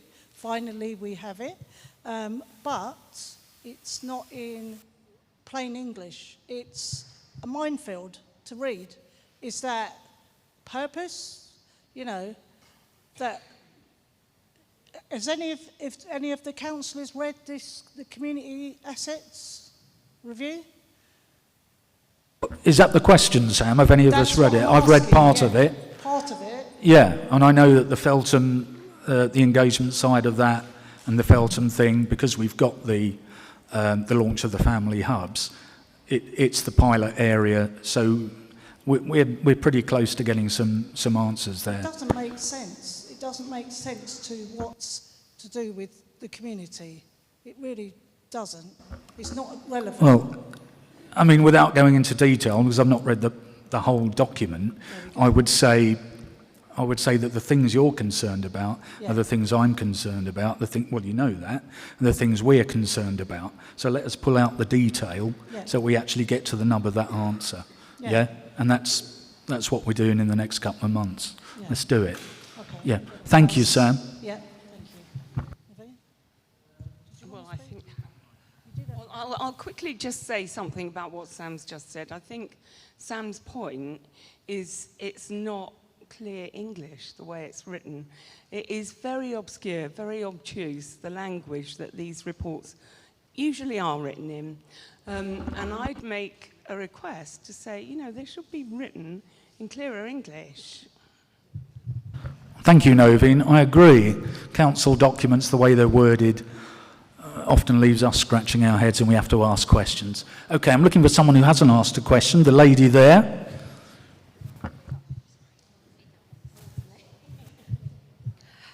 Hi, my name's Gaynor. Where you got the high street, you've got kids what are just playing chicken across the road. They've done it twice today. A few weeks back, yeah, someone got hit over by a car.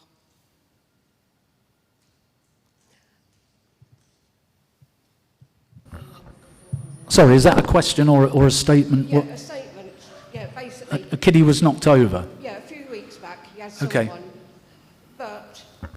Is there a question? Yeah, kids are going to get seriously killed because all they're doing is just running across the road playing chicken. Thank you. I think you listened to Editor's report earlier and what the community safety team are doing and what we're doing with our safer neighbourhood police officers. Feltham High Street, and particularly in that pinch point along there, is a huge focus for us. I've been there tonight, I've been talking to the kids, I know some of them, because I work in a school. So, yes, what you say is indeed something that can happen if that sort of thing just runs amok. I've seen appalling behaviour in Asda, children running amok there on Friday after school, letting those confetti things off, party poppers and everything. You know, they shouldn't be doing that. It shouldn't be like that in our town. Yes, okay, thank you very much. That point's well made. Bring this lady in over here. Thank you. Thank you, Chair. Good evening, councillors, residents. My name's Claire, I'm the Chair of Friends of Hatton Fields. I'm here tonight to say thank you first to Councillor Bath for saying the supportive words to Councillor Bruce when the local plan was announced as being withdrawn, or being withdrawn. I had a meeting with Councillor Bruce tonight. He gave me some interesting information about the timeframes for the new plan. A lot of the old plan included a lot of development in the west of the borough. And of particular concern to me was Hatton Fields, which is a 100-acre site of acid grassland, beautiful wild meadows, which was proposed to be being built on with warehouses. Our group is fighting that proposal, and we're glad to see the plan being withdrawn. However, the work continues, and there will be a new plan, and we don't know what it includes. Do you have a question? I do. Thank you. How can the councillors in this room contribute to the work that is now being done before the plan is released to Cabinet in November? Well, I'll answer that first of all. That's by reading the report, knowing it, and feeding back to residents who have got concerns, and also through Tom Bruce, who's the lead member, who's doing a fantastic piece of work on it and is responding to those very things. Lily Bath. It's a really good question, actually, and I think I did actually mention this at the Cabinet at the time. I went to some consultations previously around the plan, and some of them were well attended and some of them weren't. So I think our job as councillors is always to make sure that we are able to feed in the voice of the community into whatever policies are being discussed, in this instance the plan.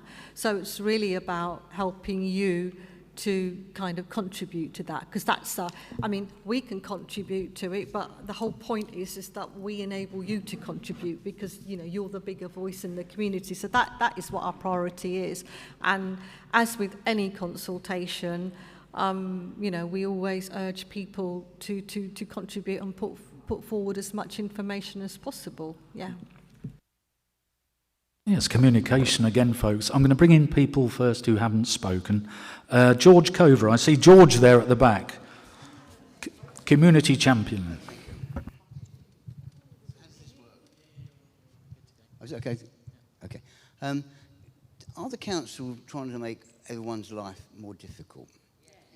Okay. I start with, I used to go to Spaceway 40 years ago. You just drove in, reversed your car, just threw your rubbish in and drove off. And I've been doing it ever since. But suddenly you introduce this system of going to a computer, putting all your details in, what you're taking, what your car number is, book a time and all that. And it doesn't seem to be saving me any time. The most I would avoid a Monday, which is busy, and the most I would wait before this booking cable was like 10 minutes or something like that. And now you've just made it more difficult for people. And you wonder why there's more fly tipping going on. Because some people here don't have a computer, some don't read English or whatever, and you've made it more difficult. Second to that, car parking. You've now made it a thing, you've got to have a thing on your phone to pay for your car. Now, I've worked out, I'm not a great mathematician, but I've worked out that if you make it more difficult, like old people like me, will think, oh, I'll take a chance, you know, I won't. No, you're not, George, you're not old. I'll take a chance, and I'm only going to be 10 minutes. Come back, and you've got a £60 fine for not paying. That £60 fine is like 20 other cars paying £3. So you're actually making more money out of fines, 120 if you don't pay it, than you are out of people paying properly. It's just making everything more difficult. And I've got a feeling it's to suit you, not us. Because it's certainly not suiting us. I mean, Feltham High Street, all those car parks along there, you've got to have a phone app, you've got to do the business.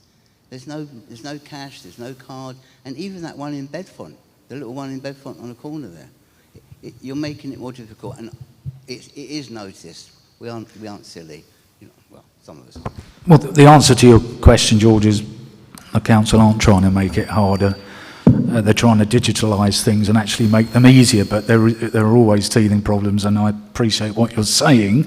I don't think there's anyone from our transport team who can actually pick that up this evening, but I would like a response for you, George. I respect what you have to say, and that's going down on the list next to me.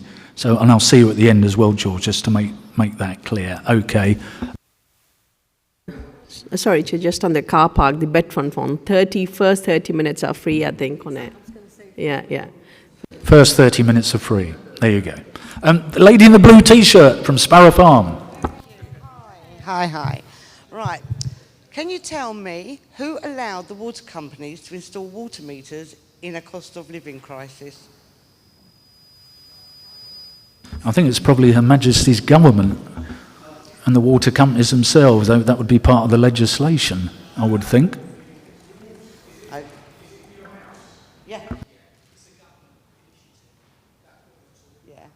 they've done it. Well, I heard it was your local borough. That's what I heard. But anyway, also on another subject. No, Okay, and the second question. Have you ever heard of there's a water board expert at the back. He'll advise us. We have them all here tonight. Also, Second question. why do you keep making HMOs out of normal family homes? Okay, we're bringing in a new policy this year that HMOs that are, what is the policy actually? Do you want to come in on that, Lily? 6 months.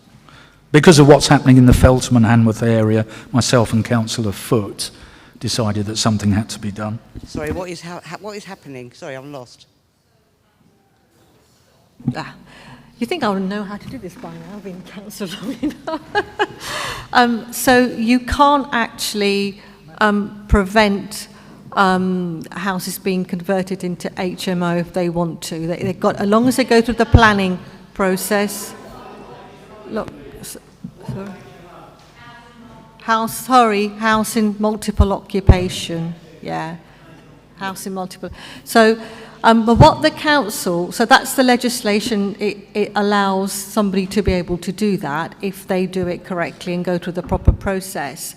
But what the council have done, and I don't know from the top of my head the exact policy, but I think it was a year ago or a couple of years ago, we introduced more stringent regulations so that people have to, when they're applying for an HMO, they have to sort of follow certain, comply with certain regulations. So, for example, making sure that they've got enough recycling and waste facilities and things like that.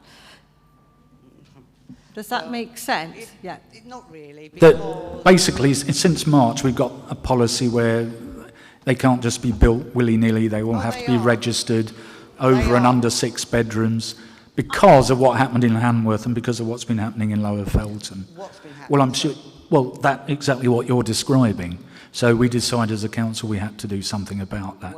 I can't remember the exact phrase, but myself and Councillor Asim, a month after we were elected last year, had a meeting with the officer concerned. The best thing to do is if you are, I mean, occasionally we do get concerns from residents saying that we're not happy about this HMO. We think it's illegal, for example. So if you think that, if you're living near an HMO and you think that, there's something not right about it, you can come, the council do. You can raise it with the council and ask them to check whether it's gone through the correct the process and procedure. Yeah, we've done that, but anyway, who vets the people that are actually going in these properties? Sorry. Who vets the people that are going into these properties? Because most of them are undesirables. I think they're private properties, and so it has to be through the person who owns it and owns it. Well, but where I'm living, you see Oh. men walking Yes. around late at night, staring at you, pushing you through the house, putting you on edge, and I'm not happy. The Okay. place does not feel... So again, could you give us the details of that? Because if you do report that, we can put it to our teams. Sorry, Yeah? Chair, can I get in? I think it might have been reported before, not Chair. by me, but everybody down the road, because we're all sick of it. Councillor Heenamere. Hey, you know the house I'm talking about. Yeah, well, sort of. Well, when they renew the license, if there are complaints pending, then they do visit the property. The officers do. They won't renew the license till everything is up to date on the property. And if there are complaints pending, they will never, I don't think so, they will grant it again. So that's something you need to report. Okay, now I've got an alley behind me, and people are just walking along that back alley, and they can get into people's gardens. Okay, thank you for reporting. Thank you for Don't feel reporting safe that. on my own The estate. phrase I was looking for was Article 4 legislation. That is what we are bringing in. And I think, as Councillor Tack just advised me, we've done that in March. And that affects, and it means it's not so easy to have an HMO, and they're much more accountable. Okay, very briefly from this lady here, she's had a few goes. I see a gentleman behind her. I know, I have a lot to say, sorry, but it's a forum. My question is, now that more developments are going around the high street, are you actually going to look at maybe reconfiguring the high street so there is more space for pedestrians? The reason I ask is because at the Spoons, there's places for people to drink outside the Wetherspoons, which is right near a tree that's got a brown border around it, which is right near a bus stop, which has a lot of pedestrians and public use it. It's a congested area between the Wetherspoons barrier and the tree planter. It's literally that much room. Is it a question? To walk past. Yeah, that was Yeah, the question. okay. Are you going to look at reconfiguring the high street or the public spaces to accommodate the new developments going up? A lot of work has already been done in the last 3 years on reconfiguring and improving the high street. That particular point, Wetherspoons had to ask for a licence for that. I had a number of issues from residents who said we can't get a buggy through the gap where the awning is. So I spoke to Bobby, the Wetherspoons manager, and he put it back and he sorted that. But sometimes they still put it out. So it's something I'm keeping an eye on. I think members who happen to be down there will as well. But I think the high street has been reconfigured. I think it has been widened, the footpaths, the trees. I think it's better than it was, and it's still part of this ongoing programme. And so I'd say to you, yes, that is what we're doing, and it is fit for the residents that will live here and will be coming here in the badly needed homes that we're building for our residents at the moment. So yes, and that's one of my particular ones. Thank you. I'm going to, yes, the gentleman, he suddenly put his hand up again. Could you say, introduce, oh, it's Twickenham. Introduce yourself, sir. I'm Terry Norman and I'm from Lower Feltham. Hi, Terry. I think this question is a health and safety question. I walk down Hamilton Road every day to use the public transport, and I want to know who is responsible for keeping our pavements clear that we can walk down. Down Hamilton Road, outside number 55, where the pavement is about 8 foot wide, the tree grows over 7 foot into the pavement. And if a person parks the car, which is entitled to, it's a road, you have to walk in the road. And I see mums pushing buggies with children in the road. I want to know if there's an accident, who's responsible? Good question. Are you coming in on this? Are you offering an answer, sir? The officer at the back? No. Oh, well, you're waving. Please Oh, don't no, wave sorry, if you're I was not, waving at, not offering on that. Hounslow Highways maintain the pavements and the roads. There are a lot of roads, a lot of pavements in our borough, Terry, you know, where we see them, don't we, in Feltham West on Rochester Estate, where the thing's coming out of the ground. I think what this needs is good manners and a little forethought from motorists to realise, you know, don't just flop a car over where it's half on, half off. But I think also it's the responsibility of the bloke who lives in 55 to cut the tree back. You can't take 7 foot of pavement out with his front garden and we've got to walk in the road and mums are pushing buggies with young children in. Yeah, joking, it? Motorists have got to show a bit of consideration, I think, because the roads or the paths and the houses, when they were built, were not built for the number of cars that we have now.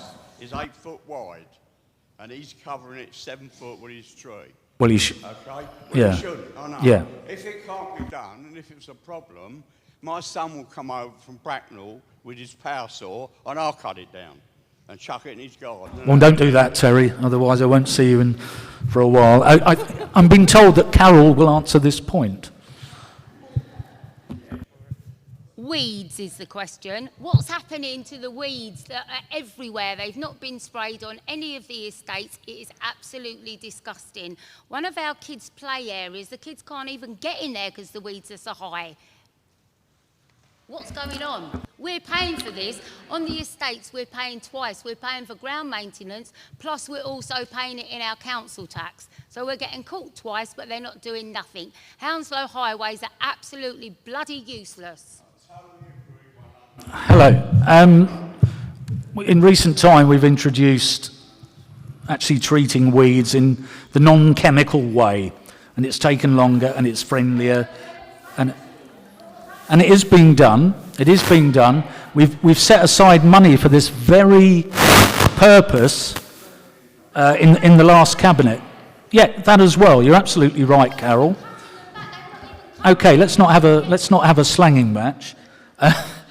Well, yes, of course I know what you're like, Carol. You're wonderful, and we're lucky to have you. But I will raise this with Guy Lambert, who is a colleague of ours who sits in Cabinet. Yeah. Okay, let me raise that for you, Carol. Thank you. May is ended, and we're now in June. Okay, right, that gentleman at the back there, please. Can I?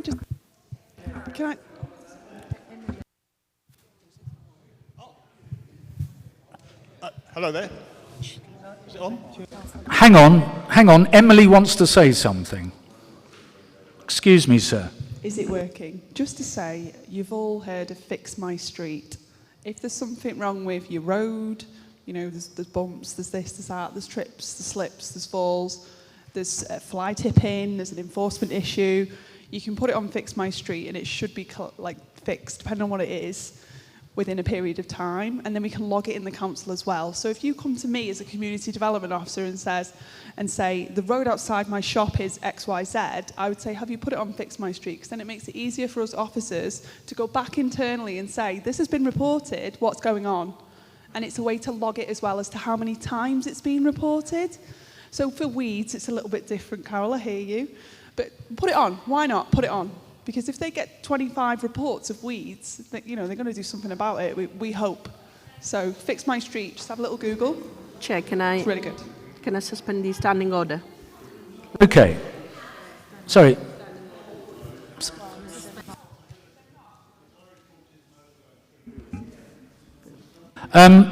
Okay, right. Did I see another hand from someone? Okay, the gentleman who spoke earlier. Could just remind us of your name, sir, please, again.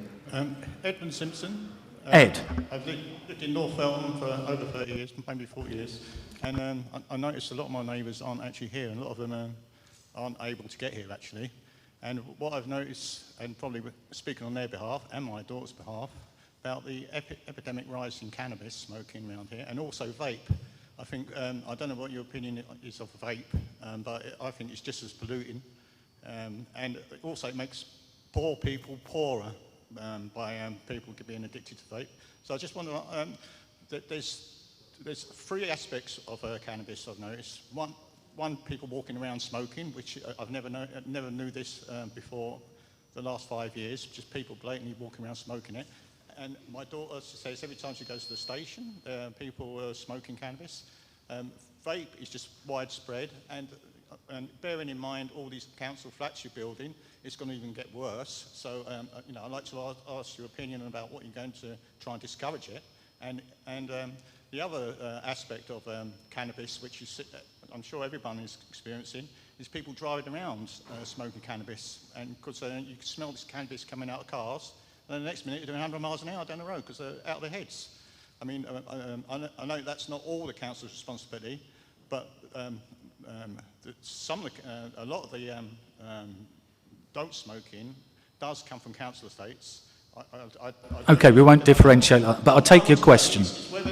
What the rules are, and are you going to enforce them for vape and cannabis smoking, bearing in mind all this increasing population in this area? So we have community enforcement officers, we have police officers, we don't have enough. We've had 160 million of cuts to our budget since 2010. I agree with everything you're saying. It isn't easy, and I agree especially what you're saying about vapes. I find them the most annoying, unpleasant things. I don't think they really, what's the point? As you say, Anthony, yeah, Mark, you say they've got lead in them. So, again, I can put that to our community team to get you a response on that, Edward, particularly on the cannabis thing, but really it's something that's enforced by the police. Well, I want also ask what your policy. Well, our housing policy with the use of cannabis. Do we have someone from housing here? We did, but they've gone. But again, I can have that answered for you. I'd imagine it would be something in the lease. Which road do you using live? That. Which road Thank do you you. live? Well, I'd rather not say because it's embarrassing. What door number? Yeah. I think the whole thing is embarrassing. And the fact that it's a council property and... Edward, actually, if it's on housing estates where the issue is, each housing estate has a housing officer. People like Jill Brown, who are very good. That's where it should go first, straight to the housing officer. I think it's significant that the police haven't turned up because I have to report it to the police a lot, and they're frustrated with it. And I think my last email I sent to the police, and they actually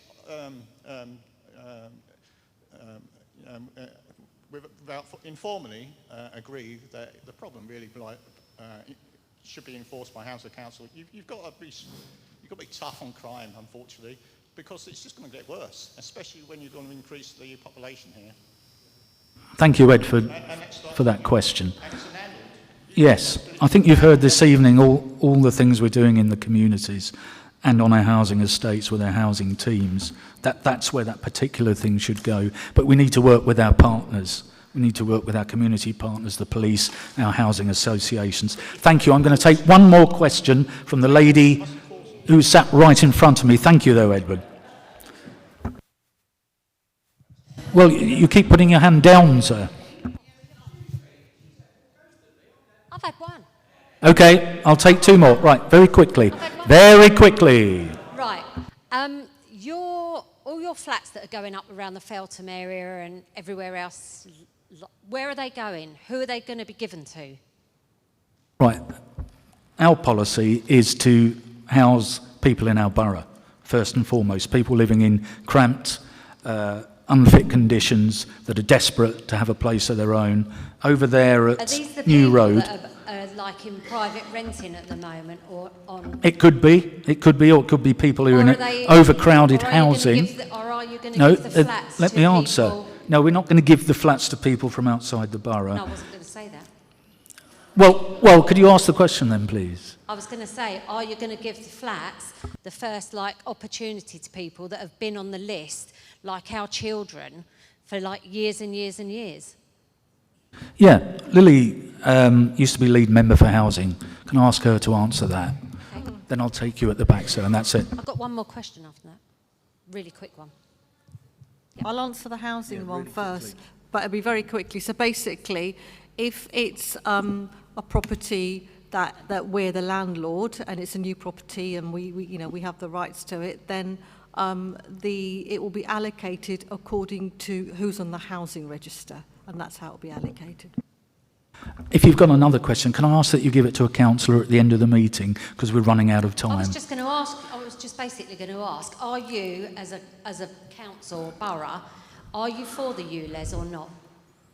Well, overall, the Labour Council does support it and support it across London, but with the caveats. So why have we with got the caveats. No, I'm not opening that. I'm not opening that can of worms here and now. You're absolutely right, and the traffic that goes in and out of there has to come into that consideration and the pollution from that. But that is being dealt So with. you was always going to support it anyway, so we didn't stand a chance. No, I was one of the few councillors that actually stood up and said we need more at this end, and I think people will agree with that. And we did, and we have actually had some concessions, as you've seen, because other boroughs did the same. But on that point, I'm just going to take it. The final question of the evening is going to the gentleman at the back. I'm turning into Boris Johnson. Hello? Hello? So I'm going to give you the last question. Thank you very much. Good evening, everybody. My name's Albert Davis. I wanted to ask a question about the council regarding ULEZ. First was, how many vehicles does Hounslow Council have that is ULEZ compliant, and how many vehicles that are not ULEZ compliant that the council has to pay for before August? Could you also tell me the development plan for Feltham and Lower Feltham, because you're building new properties, but I want to know, have you got more doctors, more buses in that development plan that we can actually see what you've done with the council? George mentioned about the... Okay, do you want us to answer the questions? Yeah, certainly infrastructure, that's part of it. It has to be, and it is built into the plan. On the other point about the number of cars that are compliant and not, as I said to the gentleman earlier, there's varying statistics on that between 10 and 18. No, I'm talking about Hounslow Council, the council itself. Oh, the council Because fleet. That would be a value that we would have to pay for as... I think they're all compliant. But you've not told me yet. Yeah, I think they are. But if they're not, well, Yeah. okay, but we can would find have that to out pay for you. Out Yeah. of our council tax, I believe. Can you put that on the feedback form that's on your chair, sir? Yeah, I've got a copy of that, yeah. Yeah, please put it on there. And that's my other point, folks. If you've got any outstanding points beyond our discussion tonight, please, if you're not sitting on them, they should be next to you. They're feedback forms. They're not just about the discussion. I'll put that on. Fill them in. Emily wants them. She's waving at the back. Fill them in. It's great to have you here because you're taking an interest in our lovely town where we live, in the West area here. So can I say, is there any other business from members? Okay. Thank you very much. Ladies and gentlemen, thank you for coming. Emily, have a word with Emily. Thank you very much, folks. Thanks for coming. Feedback. Thank you. Good night, everyone. Feedback.